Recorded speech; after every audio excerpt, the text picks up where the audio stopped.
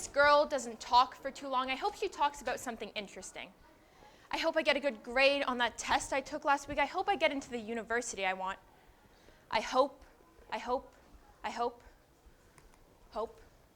It really is a powerful source inside of us all. It motivates us, it inspires us, and it encourages us to do better. I think it's fair to say that hopefulness is a common thing within us all. I want all of you right now, think of something you're hopeful for. You got it? Okay, now this thing, it can happen to you as soon as you leave this room today, maybe by the end of the day, maybe by the end of the week. But no matter what it is, there's always something in your life that you're looking forward to. It's part of what makes us who we are, shapes what we believe in, connects us to our dreams. To be hopeful is to be human. If you had nothing to hope for, you'd have nothing to live for. Psychologists have defined hope as a belief in the possibility for a better future. And it really is just that, the belief. And as humans, we cling to this belief. Now I get it. Hope is like the light in the darkness. If you're a sailor lost at sea, hope is your lighthouse guiding you home. We need something in our lives telling us things will get better. We need to know that it's possible to dig ourselves out of that dark hole we've been put into. Hope gets us out of bed in the morning when life feels unbearable, like it's too much to handle. But what if I told you hope isn't always as it seems? Sometimes we become too reliant on the hope. Sometimes it becomes a trap. Now picture this. You wake up in the morning, the first thing you do, scroll on your phone. You see these articles, TikTok, Instagram, Facebook, whatever it may be, these posts. Climate change is going to end the world. AI is taking over and it's all around us. Taxes, unemployment, homelessness rates are skyrocketing through the roof. You're scared.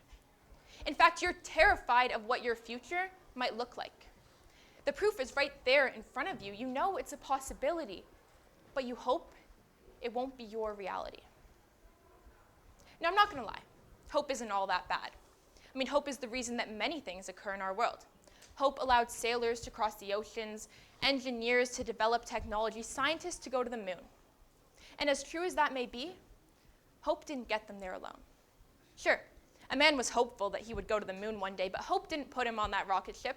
Hope didn't make him an astronaut. It was through his own actions, his own bravery, that he was able to do this. And as true as that may be, with hope giving us good ideas and all, we have to keep in mind that not all the ideas hope gives us are necessarily good ones. You hope that the toxic relationship will get better, so you stay. You hope that you'll get a promotion for your job soon, so you drain yourself out day after day, waiting for it to come. You hope that this job you secretly hate will one day grow on you, and you'll learn to love it, so you keep it. When hope detaches us from reality, makes us see things that aren't really there, things that will never be possible, this is when it becomes a trap. This is when it becomes the problem. But again, here's the issue with me saying that. Not all hope is bad. And by this I mean that there's two kinds of hope that we know of. First, you have your true hope. It comes from reasoning, effort, proven points. There's a reason you believe in this, and likely it'll come true. But then on the other hand, in the dark corners of your mind, the one you need to watch out for, it'll get you when you're not looking, false hope. It's a type of hope that provides you with untrue promises for the future. Stephen King once said that hope is a dangerous thing. Hope can drive a man insane. And it really can. Now let's go back a few examples to that toxic relationship. 1 in every 3 high school students will experience a toxic relationship at some point in their life. Now I'm not going to speak for anyone in this room, but statistically, quite a few people have been there. Now whether it be a relationship, friendship, whatever it may be, something in your school life, work life, I am more than certain that there's been something that you've wanted to change. But you didn't want to get your hands dirty, you didn't want to put in the effort. Better yet, you didn't want to face the consequences if things went wrong. So what do? You sit around, you wait, hoping that it'll come. And I can speak from personal experience when I say that living for the hope of it all will destroy you. The constant hope that this situation, whatever it may be, will get better for you, for the people around you, for society, is draining. You truly believe that there's a possibility for a better future. You truly believe that things will change. And then one day you get hit with a reality check and it hits you like a bus. You realize everything you hoped for was a lie. This perfect world, this perfect life, this perfect person, it doesn't exist. And just like that, you feel stupid.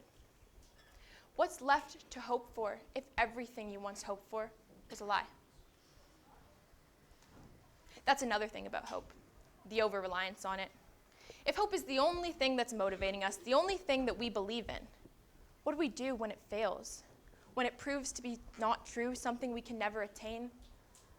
What happens if you never get the promotion for your job, you never find that sport that you enjoy, or finally, that friendship or relationship comes to an end? I think it's a feeling we all know a little too well. We feel bitter. We feel betrayed, like the whole world is against us, like things will never be the same again. So what can we do? We can't just cut hope out of our lives entirely. I mean, I started this talk by saying to be hopeful is to be human. It's part of who we are. It's deeply embedded in our evolution. Hope is a natural human instinct. We can't abandon it in the past, but how can we move forward in a future knowing how misleading it can be? I mean, I'm giving you the proof. I'm telling you about it. Well, here's how we can do that. We need to find a way to create a new meaning, develop a new understanding to hope. So this is what we're going to do right here, right now, me and you. We're going to create a new type of hope.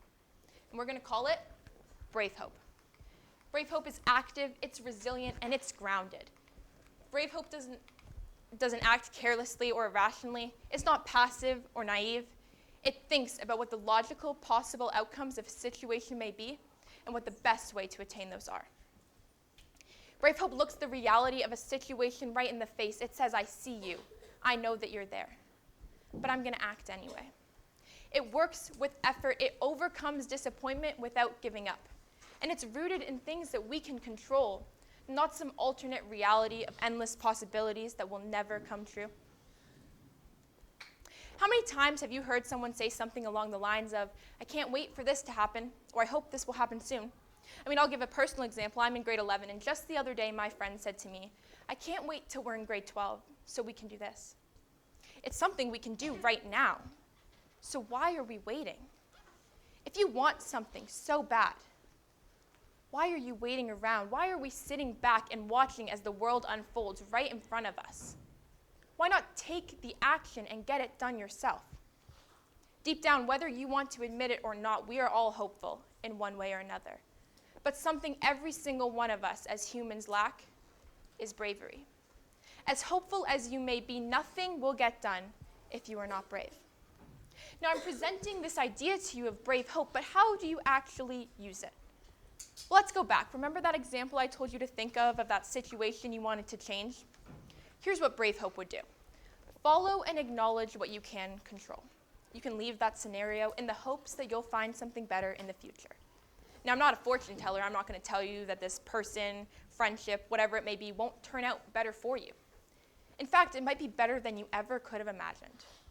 But if in the moment it's not serving you, it's not right for you, and you know you need change, it's up to you, and only you, to make that change happen. Your bravery and your courage. Now, with that being said, let me leave you with this. Hope is not a map that guides you throughout your life. Think of hope like the pit stops along the way. Sure, it can help you reach a better future, and you know what? It might even get you there faster, but it definitely won't get you there alone. Sometimes these pit stops of hope are far off your path. You need to ignore them, leave them in the past, and move on to a better future. Sometimes these pit stops of hope are the complete opposite, and you need to go off that path and find them. You'll make mistakes along the way, but that's how we grow. It's how we're human. So here's my challenge to you all. When you walk out of this door today, I want you to put meaning behind your words, action behind your thoughts, and bravery behind your hope. Thank you.